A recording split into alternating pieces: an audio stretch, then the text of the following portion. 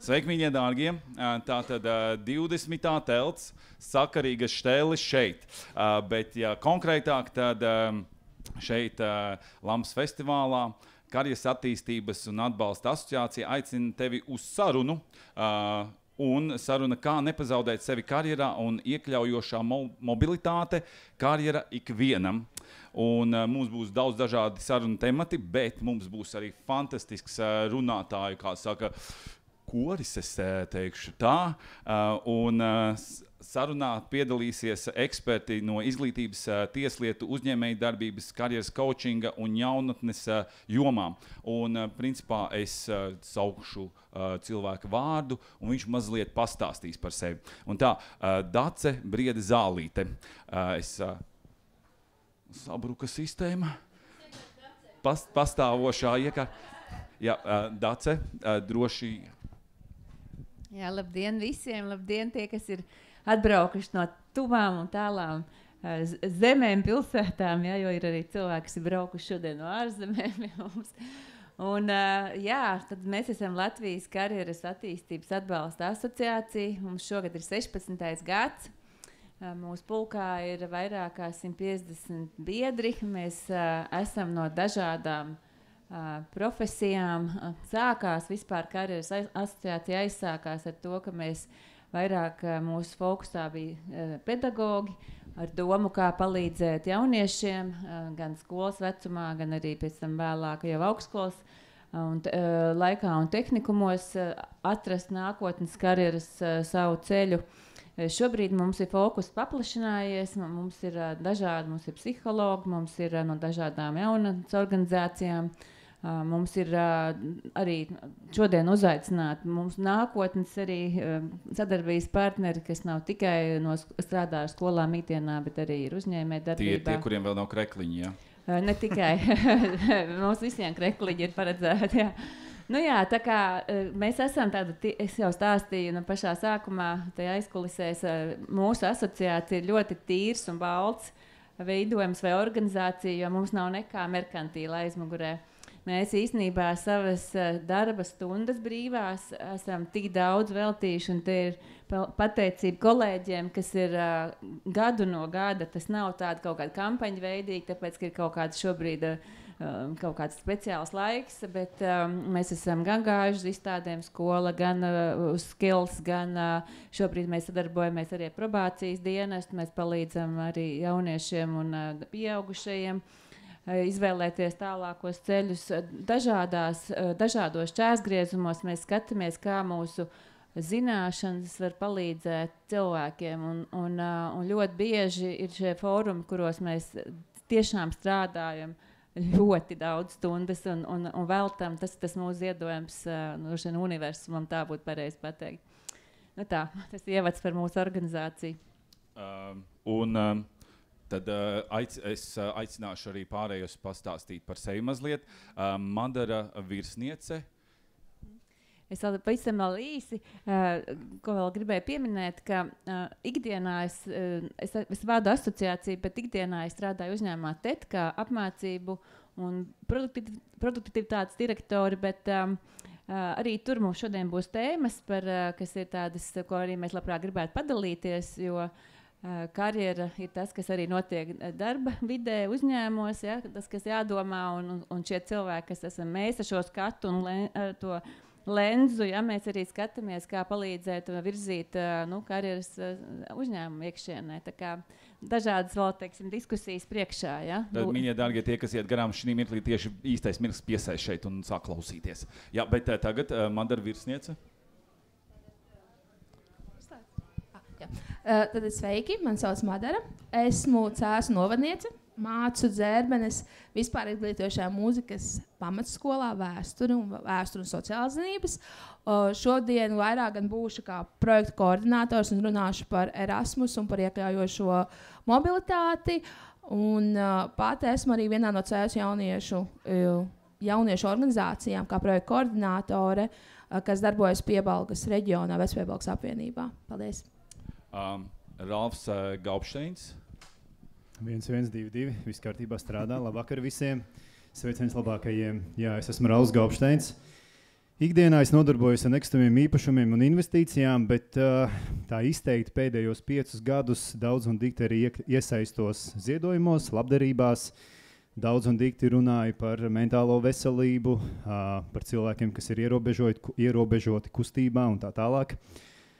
Šodien parunāsim par visu šo te, kas apkārt notiek, par ikdienu, par kā sevi nepazaudēt karjerā, kā nepazaudēt sev par dzīvi, kā tādu, jo nav jau tikai karjera, ir jau arī tā ikdiena, kas ir pats galvenais. Tā kā, parunāsim daudz un dikti par šo te visu. Paldies! Paldies, Ralf. Andra Rektiņa. Labdien, dzirdi?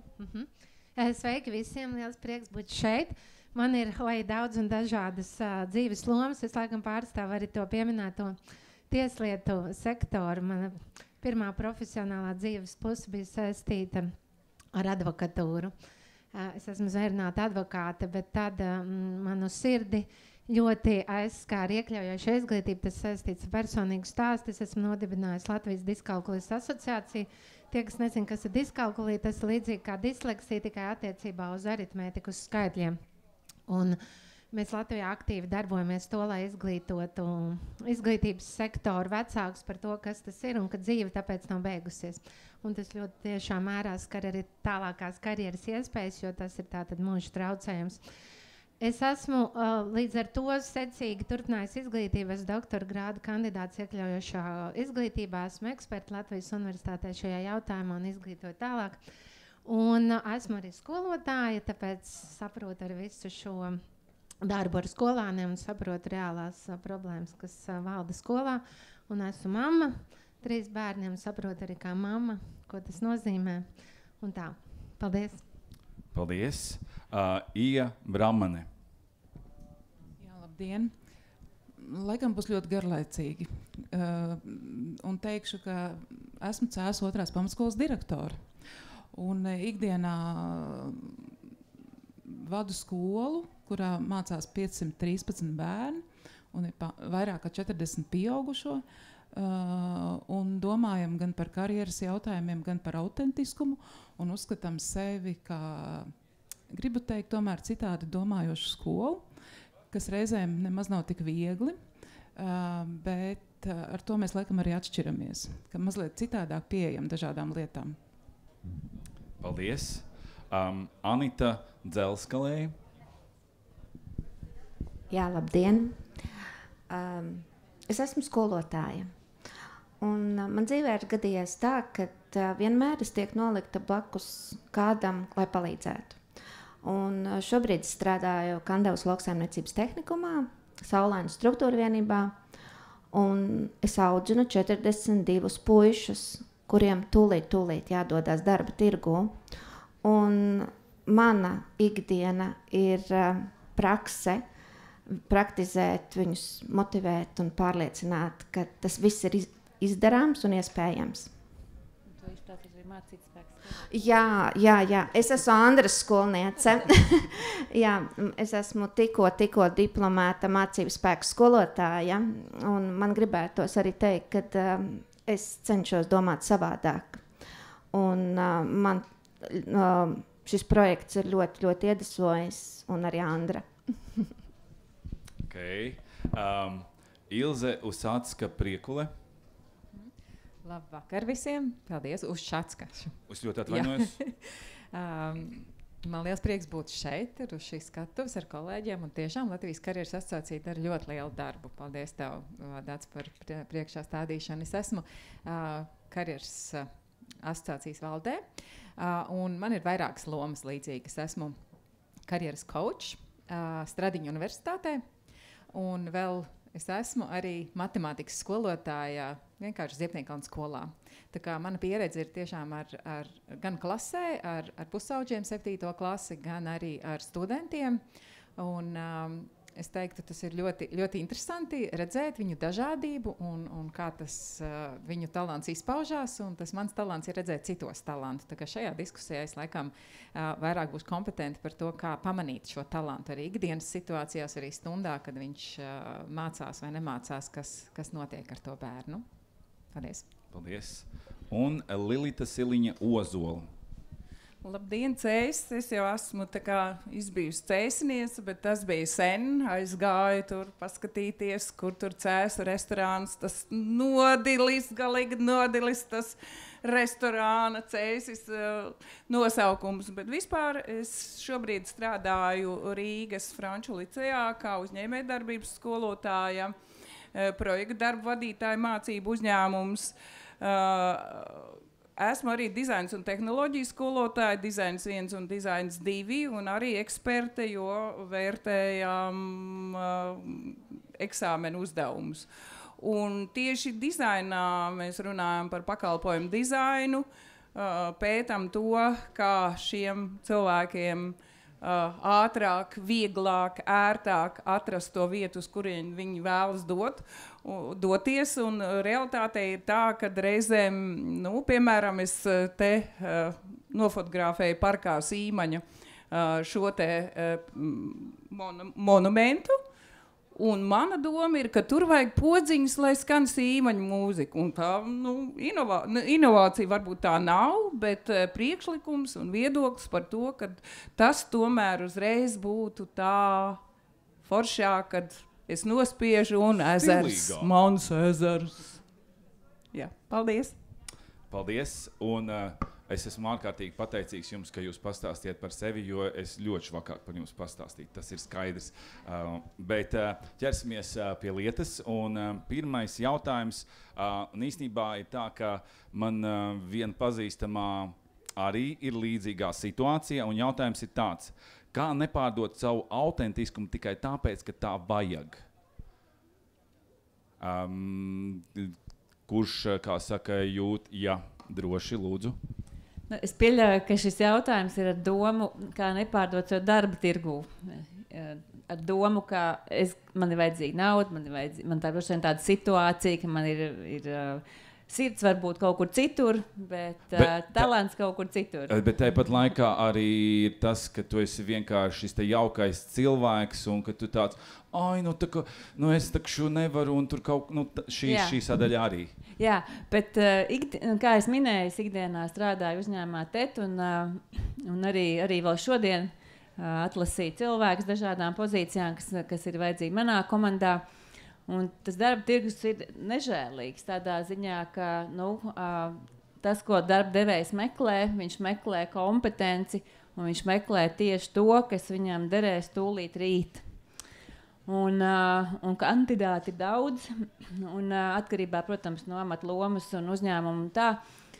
Un te ir tā, faktiski tāda kā savas saruna ar sevi, kurā brīdī es esmu gatavs, vai kurā brīdī tā situācija man ir tāda, ka man ir jānoliek varbūt pie malas, tas, kas man tiešām sirdī ir. Un tā dzīve ir, kā saka, gara, ja? Un mēs esam posmā kādreiz, kurā mēs varam pārdot tieši to savu autentiskumu, un ir uzņēmumi vai organizācijas, kas tiešām meklē kaut ko absolūti citādāku šī brīdī. Un ir kādreiz, protams, pozīcijas, kur mēs skatāmies, visiem ir biznesa plāni, visiem ir mērķi, ja? Tā tas biznesa strādā, ja mēs runājam tieši par biznesa organizācijām. Jā, tas tāds mans komentārs, bet es aicinu arī pārējos.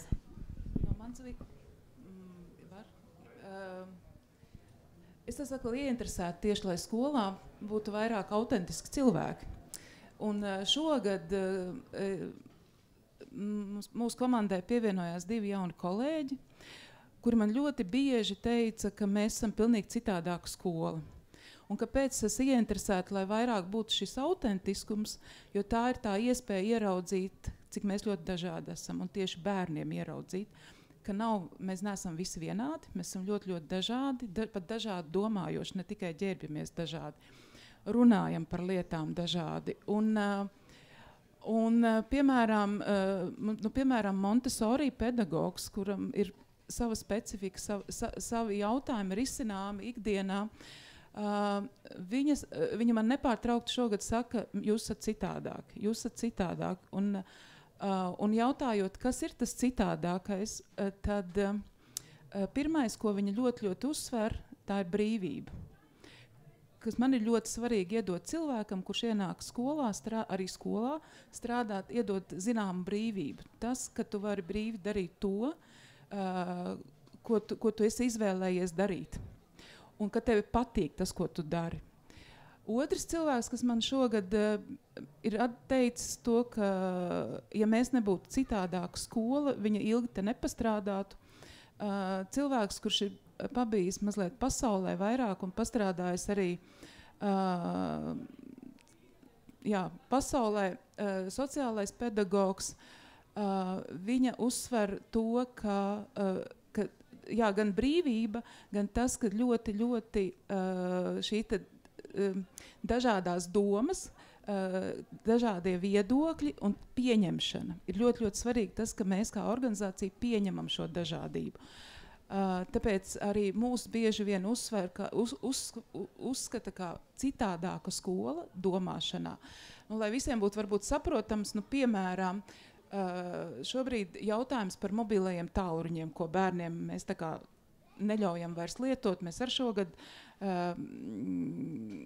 bērniem lūdzām, ka mobilos telefons no 1. līdz 9. klasē mēs nelietojam ikdienā no rīta līdz pat iešanai mājās. Un, ja mēs, piemēram, televīzijā raidījumu ziņu sižetā skatāmies kā labo piemēru, ka bērni atnākot uz skolu ieliek telefonu kastītē, un tad audzinātājs vai kāds cits šos telefonus sargā pie sevis, tad mēs ejam to ceļu, ka mēs sakam, Klau, mēs tev uzticamies, un mēs zinām, ka tu varēsi šo telefonu, tev viņš drīkst būt somā, arī man tas telefons ir somā, bet mēs slēdzam tādu kā vienošanos mutisku, ka mēs tev uzticamies, un mēs nenoņemam to telefonu, neieliekam kastītē, bet mēs viens otram uzticamies, kas arī ir šis autentiskums un citādāka domāšana.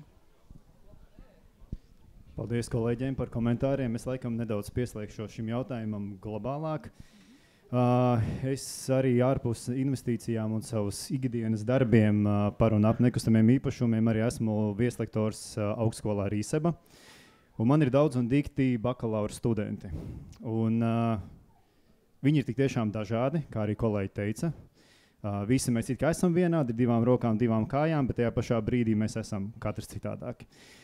Un ko es dzirdu viņos ļoti bieži, viņi grib visu ātri.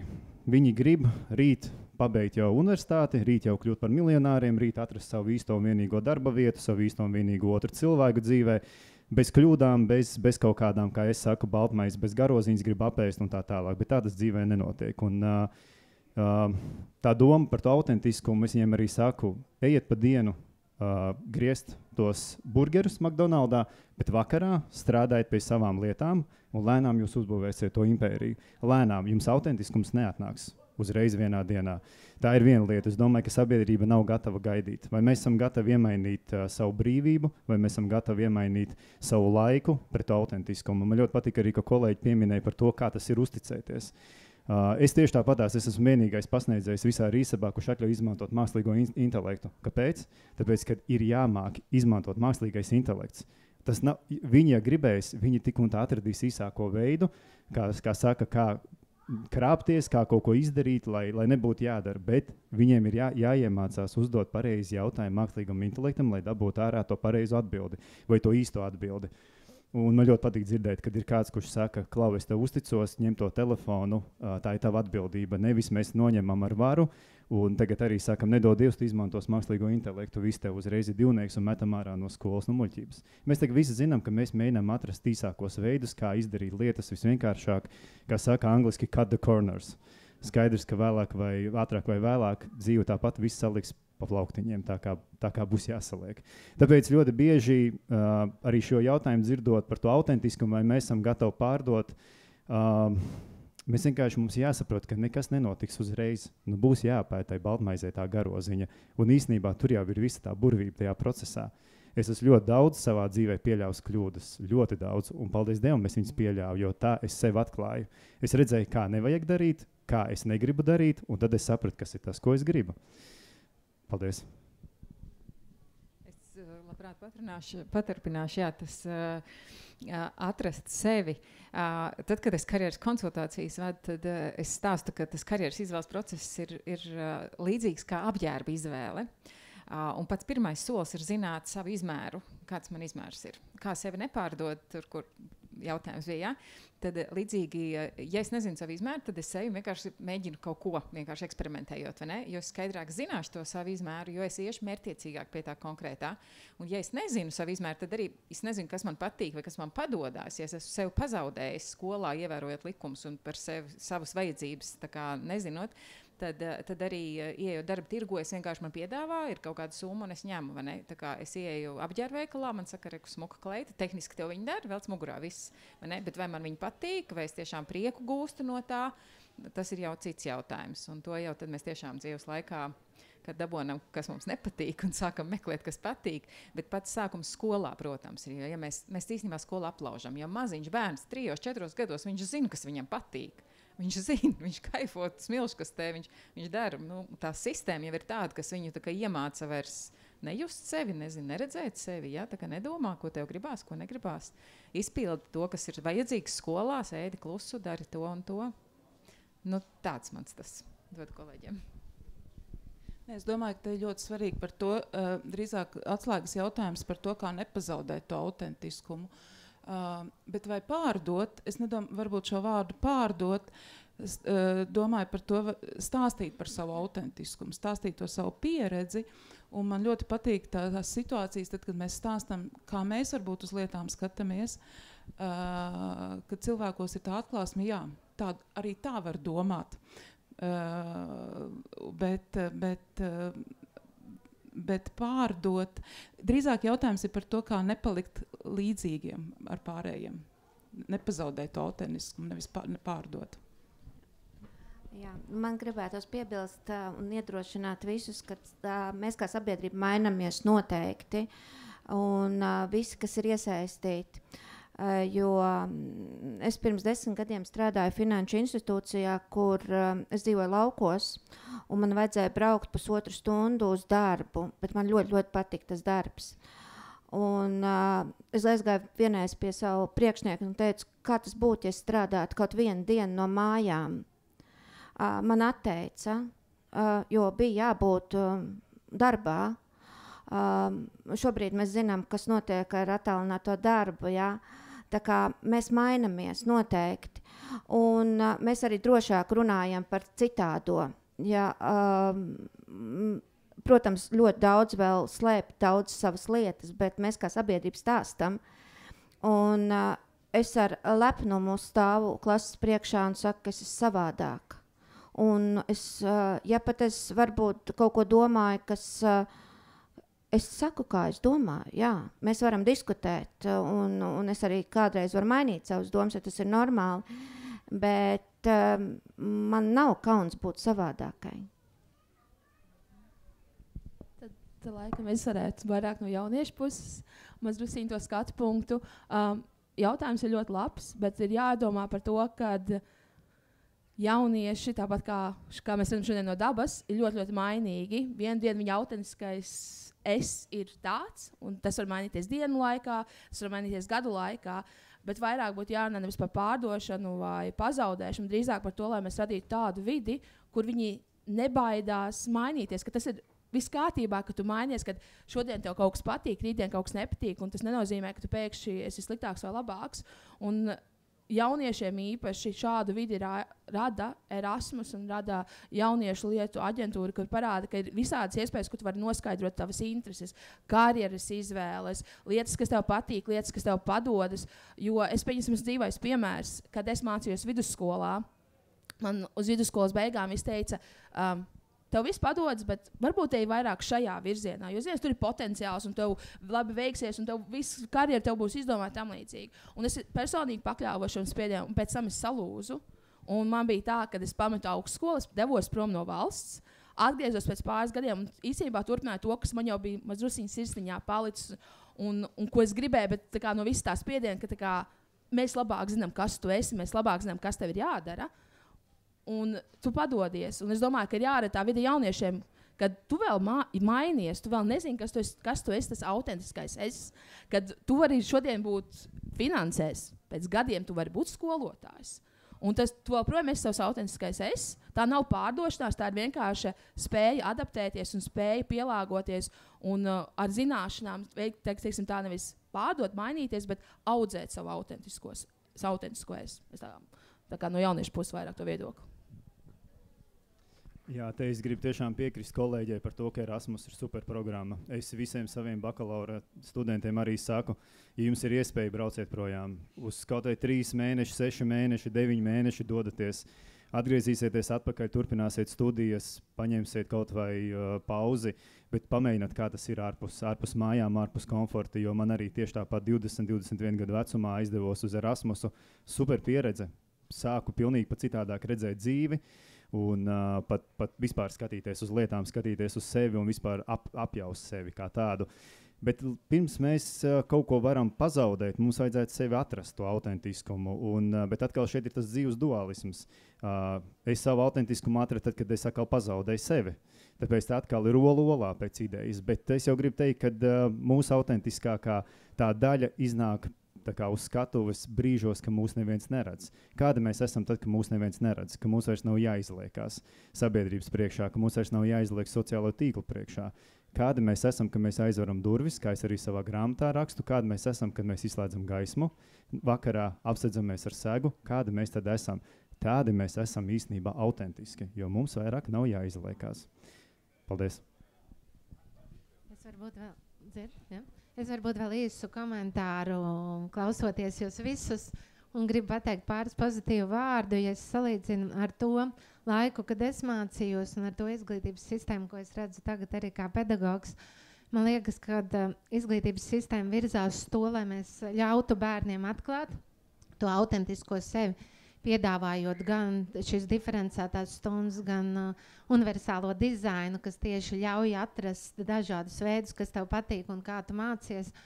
Un tāpēc nav tā, ka izglītības sistēmā viss ir slikti, pārmaiņas notiek, mēs ejam prom no frontālas mācīšanas uz bērncentrētu mācīšanu, bērncentrētu izglītību, kurā viņš var izteikt viedokli, un kas arī ļauj nonākt pie tā autentiskās sevis.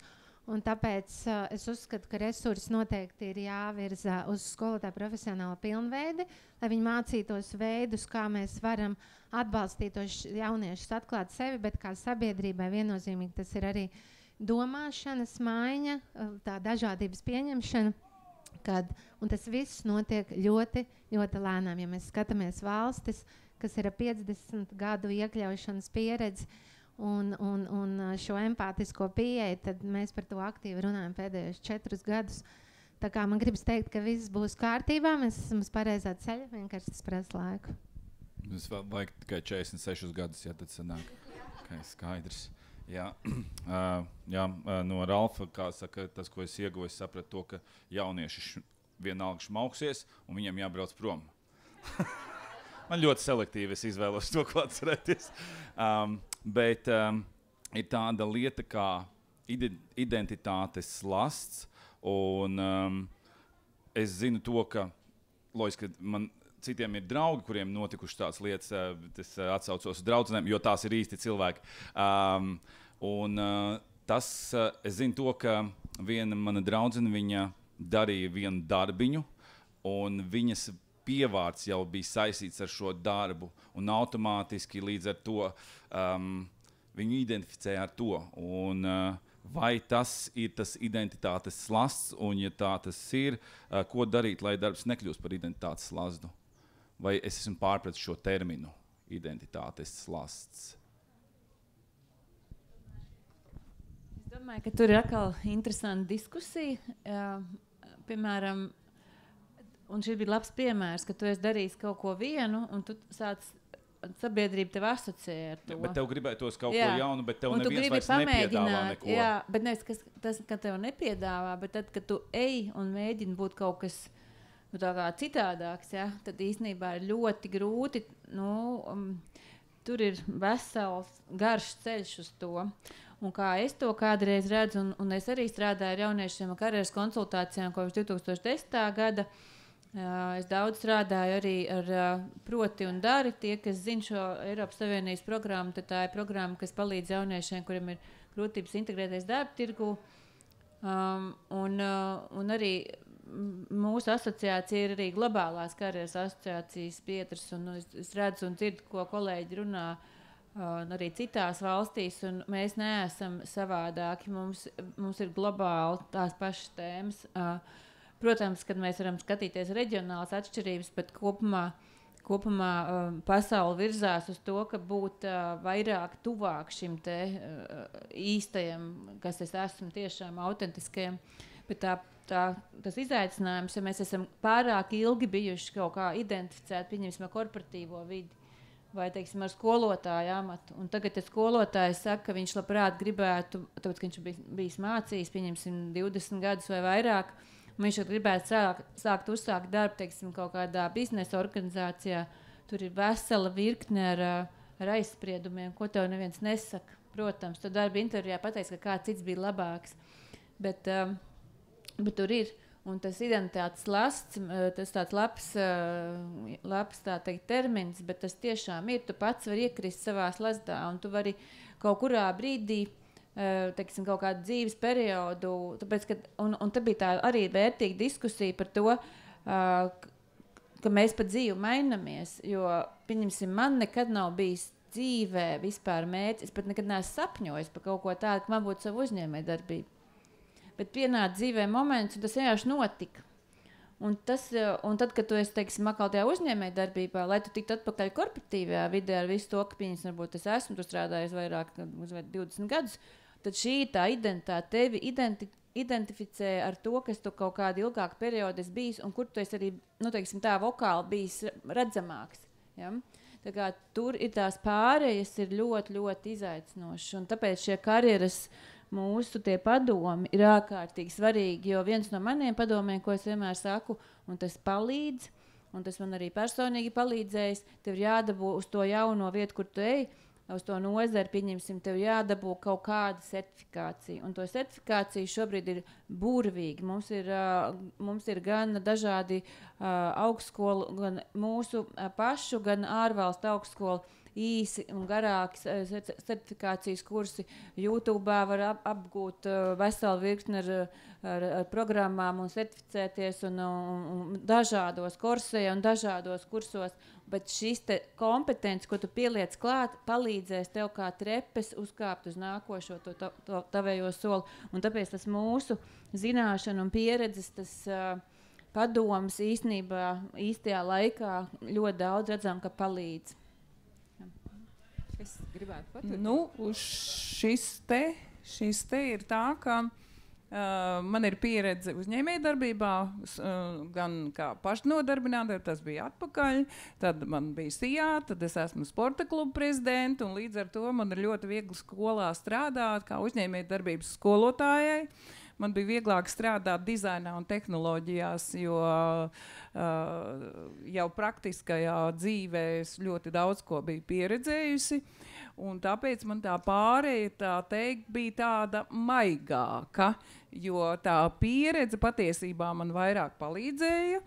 Un tieši tas man liek justies ļoti labi savā darba vietā, ka es tieku novērtēta.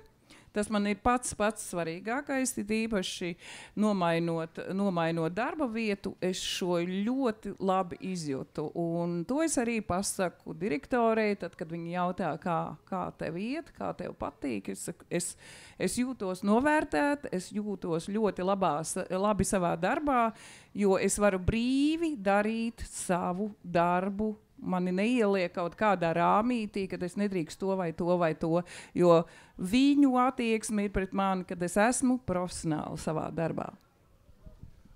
Mums te bija ātri jautājums viens. Jā, paldies tieši par šo tēmu, šo identitātes slazdu. Vai var palūgt jūs pareflektēt no savas profesionālās pieredzes, kā jūs redzat, vai šādos slazdos iekrīt jaunieši, un ja jā, vai tur ir kaut kādas tipoloģijas un kā palīdzēt? Jo droši vien mūsu pieaugušo dzīves ir viens veids, kā rādīt piemēru, bet runājot par to, ka jaunieši ir dažādi, kas tad ir tie aktuālie identitātes slazdi, kuros viņi šobrīd iekrīt? Paldies! Paldies! Ļoti īsi īstenībā man šī tēma ir patīk, jo tas ir arī daudz par coachingu, kur arī viens no tādiem augstiem jautājumiem arī ir, kad jautājums aiz jautājumu un kad ir augsts līmenis, tas nozīmē, par ko tu kļūsti tajā brīdī, tie ir tāda kā personība. Bet šis slasts, jā, tad es laikam vienkāršotu, pavisam tādā vienkāršā valodā stāstīt, kad no tipoloģijas cilvēkiem ir cilvēki, kuri ir tādi stabili, tādi droši kājas uz zemes. Es viņus dažreiz salīdzinu ar vilcienu, un ir tādi kā mikroautobus, kas ir ļoti elastīgi, viņiem ļoti patīk tāds dzīvesveids. Un tad tie, kas ir kā vilciena tā uzvedība, tad viņi rūpīgi, viņiem vajag datus, viņiem vajag testus, viņiem vajag kaut kādus tādus objektīvu informāciju, ko viņš iegūst, tad ček, saliek pa plauktiņiem, izrēķina un uzkāpj uz īstajām sliedēm, un viņš iet tālu un nemaina īstenībā, viņš ir savā identitātē. Bet ja viņš ir uzkāps uz tā vilciena sliedes, neiztaisot to savu analīzi un saprašanu, kas es tāds esmu un kas man patīk, viņš uzkāp uz nepareizām, viņam ir ārkārtīgi grūti mainīties un iet ārā no tā. Viņš mocīsies, izdegs, viņam grūti būs, bet viņš ies, jo vilcienu arī mēs nevaram tur, lūdzu, ceļgalu apturiet, ja, piemēram, viņš ir brauc uz priekšu. Tad mikroautobus tie ir ar elastīgu dzīves, tad viņiem arī veidojas horizontālā tā karjera, jā, ka viņš var pamēģināt ļoti daudz ko, vienu otru un ar vieglumu, un viņam tas dod dzīvē tieši krāsu, ir interesanti tieši pamēģināt. Un tas slasts, man liekas, ir bīstams tieši šiem te vilcienu tipiem, kur ir ļoti stabili, droši, atbildīgi, uzticami iestājās darbā, un slasts jau noteikti kļūst tajā brīdī, kad tev ir pa smagu, kad tev ir sāp, negribi, izdedz un grūti, tad tas kļūst kā slasts. Bet ja tu dari to, kas tev patīk, un tu esi savā īstajā vietā, tad tur nevajadzētu būt slazdām. Tu zini, kas tu esi, kas tev patīk, un dari to. Un tev vēl maksā algu par to. Jā. Varbūt varētu papildināt, jā. Man jau šķiet, ka tas slasts īstenībā sākas ne jauniešu vidū, bet jau īstenībā bērnībā un ģimenē. Es tā domāju, cik mēs daudz esam dzirdējuši, kad tēti saka, es gribu, lai tu izauc par to un to, māma saka, nē, tu būsi tas un tas. Un mēs maziņi absolūti nesaprotam, kur mēs gribam iet un ko mēs gribam darīt. Psiholoģiski mēs gribam izdabāt mammai, psiholoģiski mēs gribam izdabāt tētim. Psiholoģiski mēs gribam būt pieņemti un mīlēti no ģimenes puses, tātad es darīšu tā, kā man viņi teiks un kā viņi grib. Ja viņi gribēja, ka es būšu advokāts, tātad man jāiet pa advokātu. Man nekad nav advokatūra interesējusi. Bet es domāju, ka tas viss īstenībā sākas absolūti jau bērnībā, un pēc tam tas pieaugušajā dzīvē jau tas vienkārši ar vien smagāk un smagāk paliek, lai to nomestu. Bet galvenokārt es domāju, ka vislielākais kritiķis esam mēs paši savās galvās, savos prātos un savā spoguļattēlā, jo mēs esam izdomājuši, kas mēs gribam būt, un mēs nesam šo te, kā es saku, feiko kaut kādu identitāti, dzīve sit, mēs nesaprotam, dzīve sit, mēs vēl joprojām nesaprotam, tad notiek traģēdija, hops, mēs piepeši saprotam tā, es vairāk nevaru šo te, kā es saku, avatāru vairāk nest, sākas depresija, mēs iekrītam ļoti dziļās domās, ja vēl tas beidzas pozitīvi, tad mēs izrāpjamies ārā un mēs piepeši esam pavisam citi cilvēki. Vainīgais nav jāmeklē apkārt. Ne sabiedrībā, ne skolā, ne kaut kur citur. Vainīgais ir spoguļattēlā un tajā, ko mēs ielaižam starp savām ausīm iekšā un ko mēs pēc tam kultivējam. Es esmu veselu grāmatu par to uzrakstījis, es esmu sevi izķidājis krustām šķērsām. Tad, kad man tiešām sabruka mans avatārs, ka sabruka mana kaut kāda respektīva mentālā veselība un es sapratu visu. Es vairāk nebūšu tas, kas es vienmēr esmu domājis, ka man ir jābūt. Beidzot dzīve tā iesita, ka varēja saprast, ok, jāpamostās. Jā, es tieši par šo tēmu nedaudz papildināšu.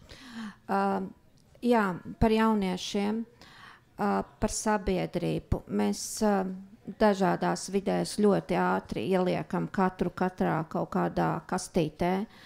Un, es ļoti ceru, ka skolā vairāk tādas lietas nenotiek, bet vēl joprojām ik pa brīdim pavīd, ka tas ir teicamnieks un tas nav teicamnieks. Un, jā, par pašiem jauniešiem tas, ko es ieteiktu, būt dažādiem, būt nenolasāmiem, un tad ir ļoti grūti ielikt kaut kādā noteiktā rāmītī un nebaidīties būt dažādiem. Tad es īsi varbūt tieši par jauniešiem. Te tika pieminēts ļoti skaists vārds kompetences, kas ir gan daļa no Erasmus, ļoti svarīga daļa starp citu, gan arī no skola 2030 kā skolotājai.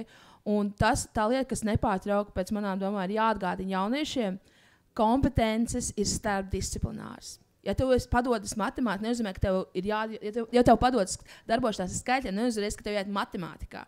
Tu to vari izmantot arī citos priekšmetos un citās nozarēs. Un kaut kādā veidā jaunieši, nezinu, es gribētu gan teikt, ka tas tomēr ir sabiedrības faktors, jo tomēr sabiedrība veido gan mūsu vecāki, gan mēs paši. Ka mēs kaut kā kondicionējam, ja tev ir tikai viens kompetences, tā ir tā niša un viss. Bet tas ir starpdisciplināri. Ja tu kā jaunietis jūti, ka tev kaut kas padodas, tas nenozīmē, ka tev jāiet tikai tajā vienajā mazajā kvadrātiņā. Atver to kvadrātiņu vaļā, pasties, kur vēl tas var būt izmantojams. Varbūt tu vari pielāgot to savu kompetenci un papildināt, varbūt var parādīt pat jaunu ceļu kādam citam. Mums ir jautājums studijā. Labi. Jā, es tikko gribēju, kā jūs sauc, jūs tikko minējāt par tām kastītēm. Es tieši cēlu roku par kastītēm. Jā, es vienkārši vienu novērojumu, esmu no organizācijas Piedzīvojumi gars. Mums nāk jaunieši, kas, mēs viņam dodam uzdevumu, pirms tur uzzīmē. Viņš saka, es nemāku zīmēt. Man bija tāpat arī korī, es biju 2. klasē, man lika uz kori un pateicu, tropu sēdies pēc pirmā banda. Pieaugušiem ir ļoti liels status, ja liels spēks, izmainīt likteni. Un man patīk dziedāt, bet man pateica, ka es nemāku. Kāpēc? Tas ir, ja man šķiet, tas ir tas arī, ko jūs minējat no pašas bērnības. Tas ir tas, kā mēs to izdaram. Jā. Jautājums ir, vai tas joprojām notiek, vai ne? Cilvēku pieaugušiem ir tas status, jo Rīgas klasiskajā ģimnāzijā es jauniešiem jautāju pašpārvaldēju, kādus pasākumus jūs taisat? Mums aizliedz pasākumus taisīt, jo skolā ir jāmācās. Bet viņi grib vienu pasākumu masku balli un viņi aplauž to organizatora sajūtu. Un tad, tad no skolotājiem, no pieaugušā ir ļoti liels atkarīgs no tā, kā viņš pasaka, jā, nē, nezinu, pamēģini šie mazie vārdi. Jā. Tas tāds mazliet komentārs varbūt, lai ievirzītu to statusu. Jā, man kolēģi ļoti pozitīvi teica, ka es priecājos, kad vairs nepastāv. Bet man, diemžēl, jāsacina, ka tas pastāv, tam ir vārds arī segregācija. Proti, mēs joprojām liekam skolas sistēmā kastītēs, mēs joprojām dalām A gudrā klase, B netik gudrā klase. Mēs dalām matemātikā spējīgie, netik spējīgie. Un, kad paskatās to dziļāk, atkal no pētījuma viedokļa, tur bieži vien nokļūst bērni, kam nav nekāda sakara ar kognitīvo viņu līmeni nokļūst, tāpēc, kad ir dažādi sociāli-ekonomiskie faktori, dažādi ģimenes faktori.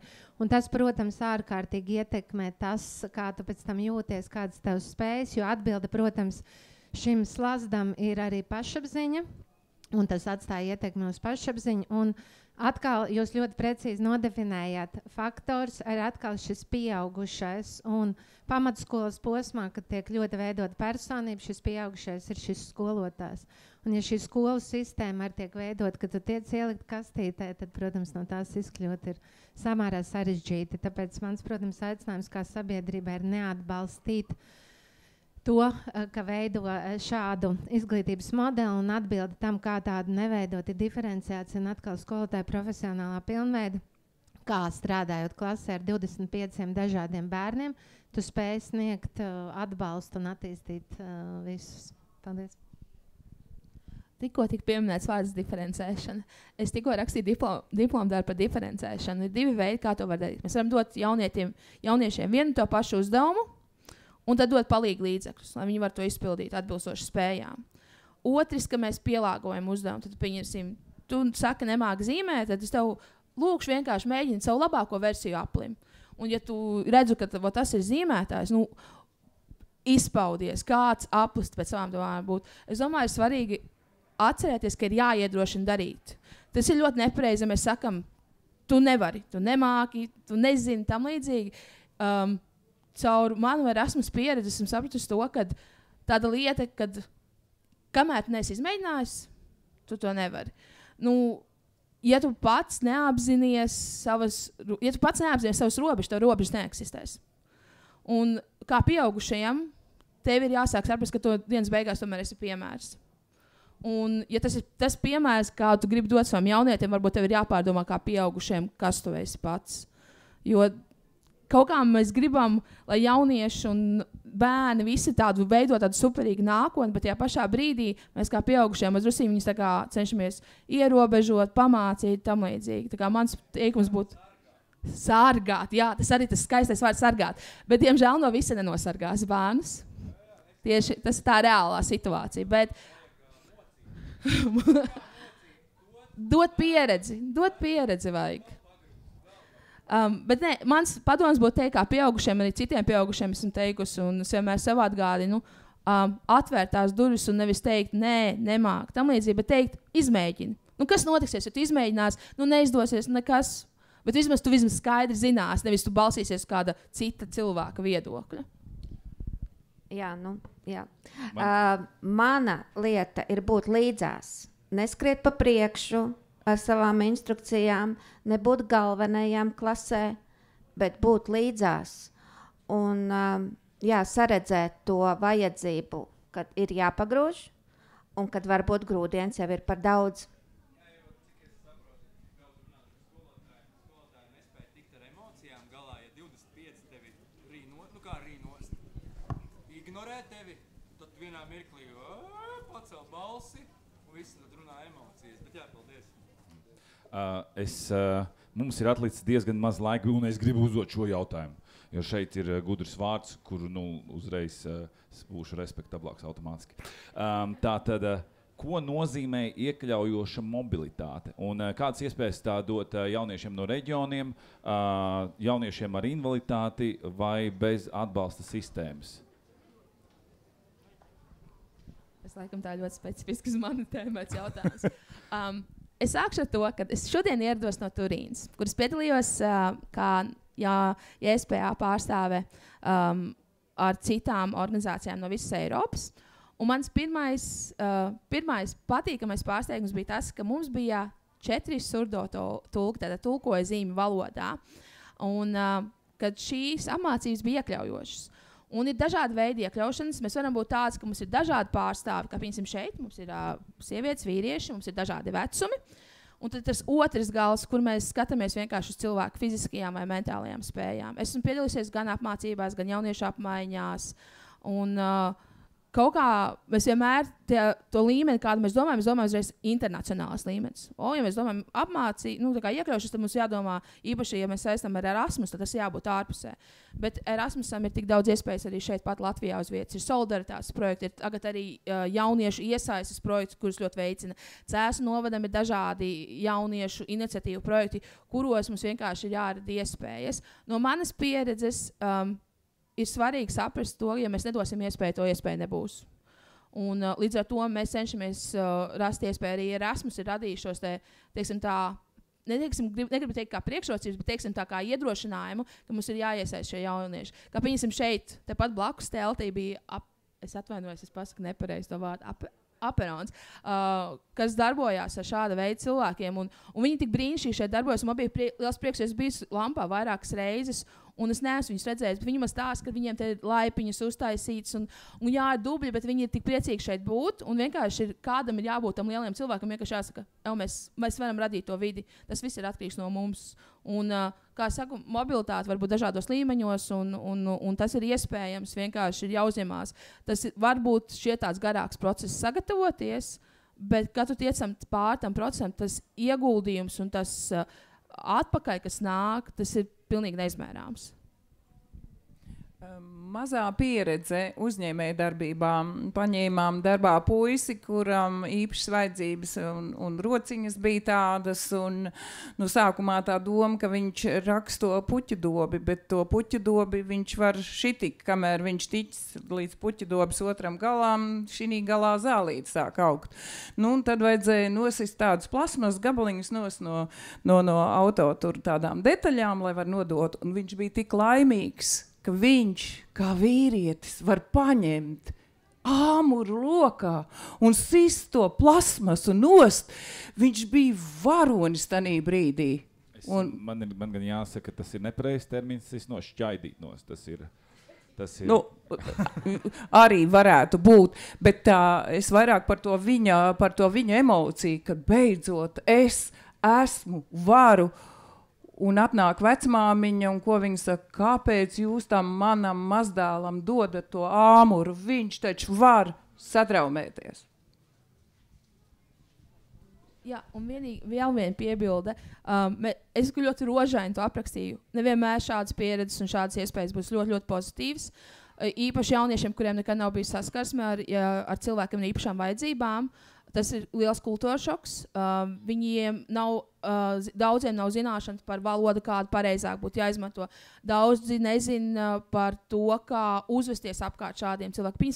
Esmu dzīves piemērs. Es atbraucu uz Turīnu, un es nevarēju saprast, vai man jāskatās to cilvēku, kas man tulko, vai uz to cilvēku, kas realitātē runā ar mani. Un tad pats vienkāršākais, kā man pateica, vienkārši pajautā.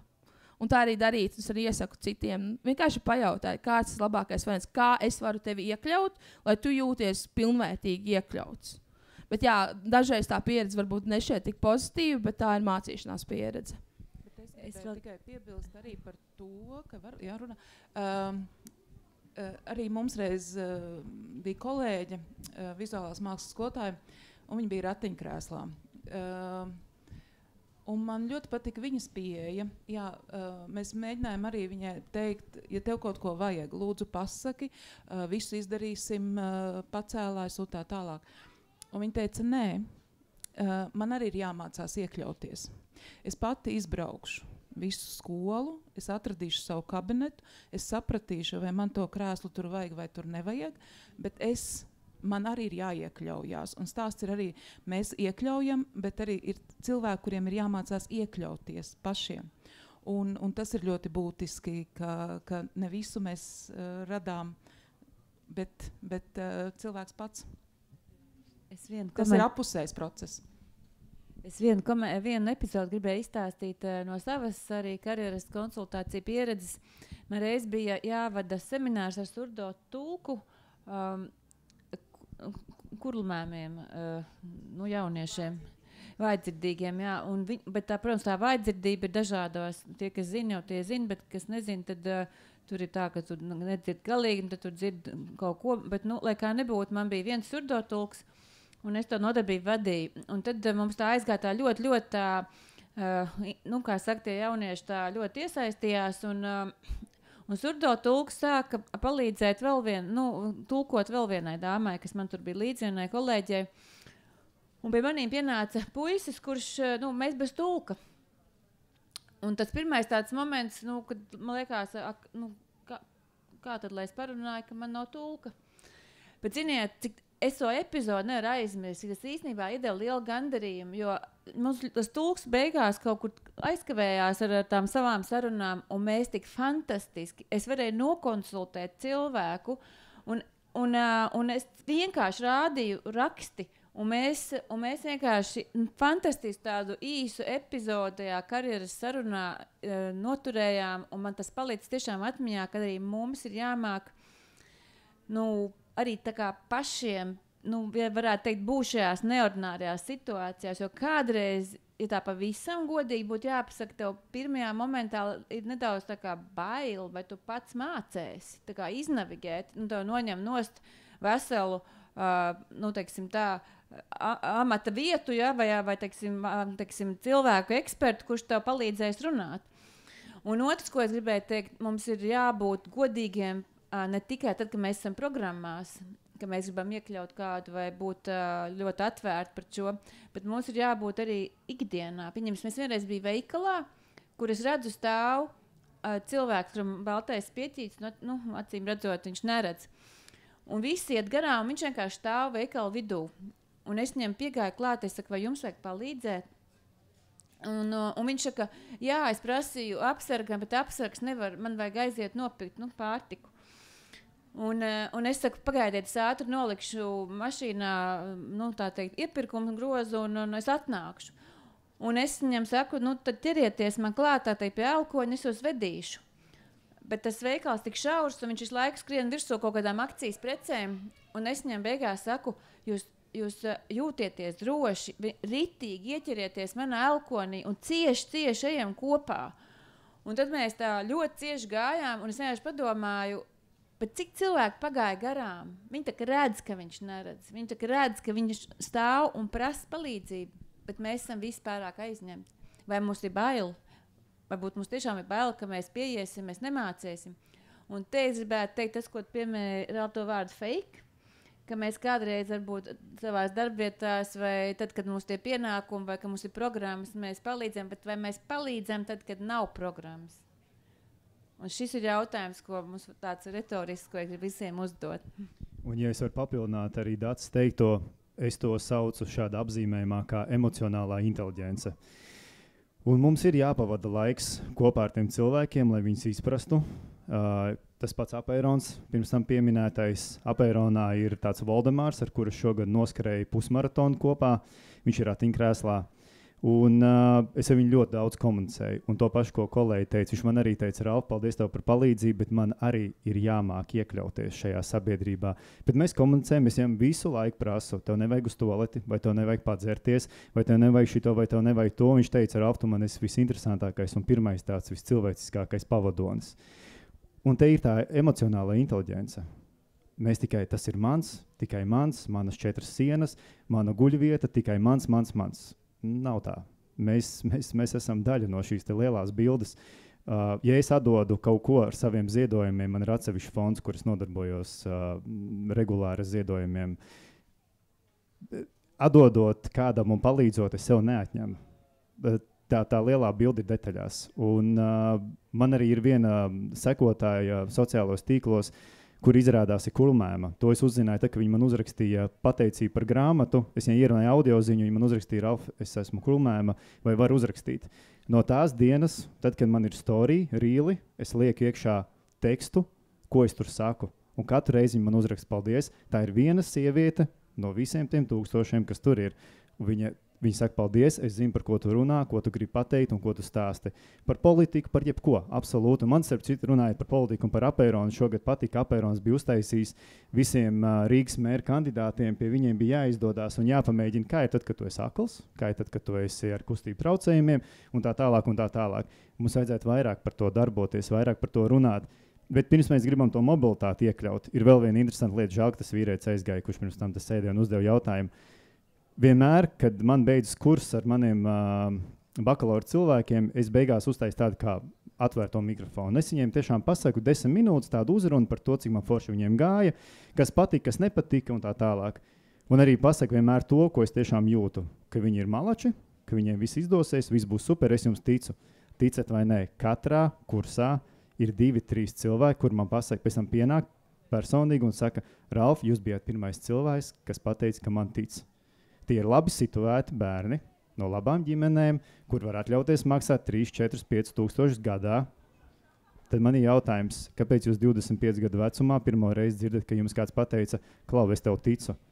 Akal, viss sākas ģimenē, ne tikai skolā. Nu, mazā piebildīt vai piemērs no tā, ka mani jaunieši aizstāvēja projektu darbu, un es kā izbijusi stiliste un vizāžistu standarta prosijas izstrādes vadītāji saku, jums ir jābūt saģērbtiem lietišķi. Un pēc tam viena meitene teica, skolotāji, es jutos kā samitā. Vai jūs vēl gribējāt ko pateikt? Kolēģi jau brīnišķīgi pateica, gribēju pozitīvās notas pabeigt. Tie 46 gadi arī ir vajadzīgi tieši priekš tā, lai sabiedrība nonāktu līdz tam, ka mēs tātad šo apusēju iekļaušanu kļūstam empātiski un tam līdzīgi. Tā kā viss būs. Andrai bija ļoti lieliskas lekcijas Tech-Girl ar visu iekļaujošo. Jā. Paldies runātājiem. Tas, ko mēs skaidri esam sapratuši, mums vajag 46 gadus, tad vēl, jā, tas ir stabili. Paldies runātājiem, paldies klausītājiem. Es ceru, ka jūs sev guvāt kaut ko, par ko padomāt vai kādā veidā sevi uzlabot. Un, jā, ja jums ir nepieciešams atbalsts karjerai, tad Latvijas karjeras attīstības un atbalsta asociācija. Paldies vēlreiz jums liels un tiekamies jau nākamajās sarunās. kā saka, buču kilovītes.